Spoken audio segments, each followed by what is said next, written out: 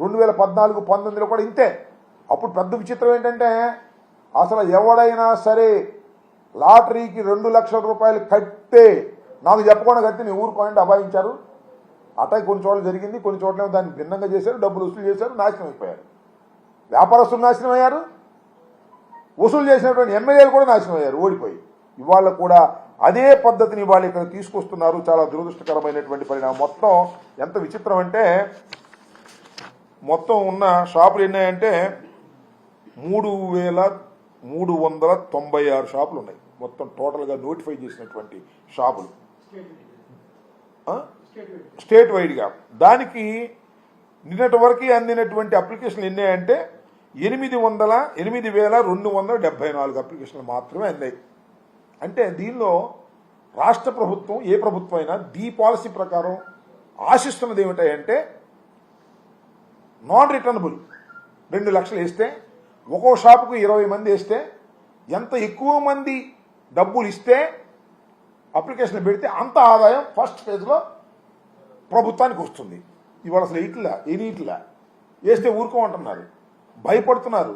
30 లక్షలు కడితే మనం మిగలదేమోనని 2 లక్షలు కట్టి వేసేవాడు కూడా వెనక్కి వెళ్ళేటటువంటి పరిస్థితికి వాళ్ళు ఏర్పడింది.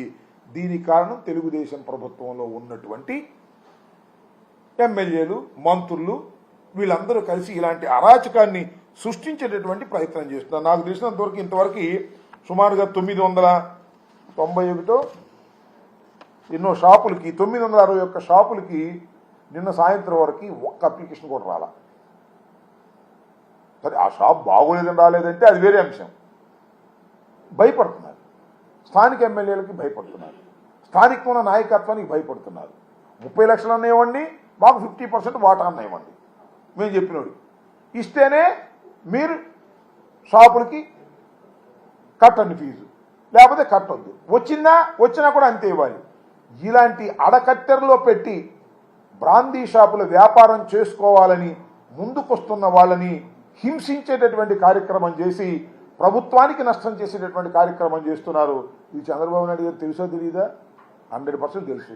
ఆయన తెలియబట్టే ఆయన ద్వారానే లోకేష్ గారి నాయకత్వంలో ఈ కార్యక్రమాలన్నీ జరుగుతున్నాయి. దానికి కారణం ఏంటంటే సంపద సృష్టిస్తున్నారు.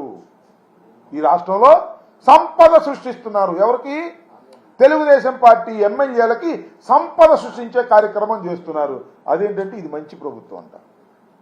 ఎంత మంచి ప్రభుత్వం అంటే తన మీద పెట్టిన కేసుల్ని అడ్డుగోలుగా తీయించేసుకునేంత మంచి ప్రభుత్వం, బ్రాందీ షాపులకి డబ్బులు వసూలు చేసేటటువంటి మంచి ప్రభుత్వం, నాణ్యమైనది అందించే కార్యక్రమం తర్వాత మంచి ప్రభుత్వం సంగతి.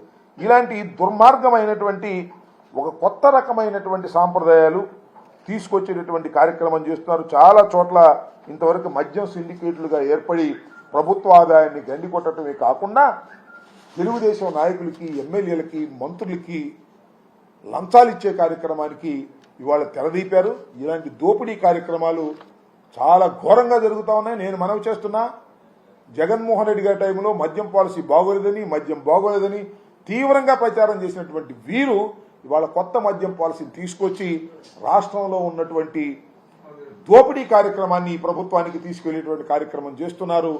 తెలుగుదేశం నాయకులందరూ కూడా పంచుకునేటువంటి కార్యక్రమం చేస్తున్నారు. దీన్ని తీవ్రంగా ఖండిస్తున్నాం. దీనికి ఇప్పటికైనా తెలుగుదేశం నాయకులు కానీ, ముఖ్యమంత్రి గారు కానీ కళ్ళు తెరిచి మీరు సక్రమంగా ప్రవర్తించకపోతే ప్రజా ఆగ్రహానికి లోనవుతారు, గుర్తుపెట్టుకోమని మనవి చేస్తున్నా.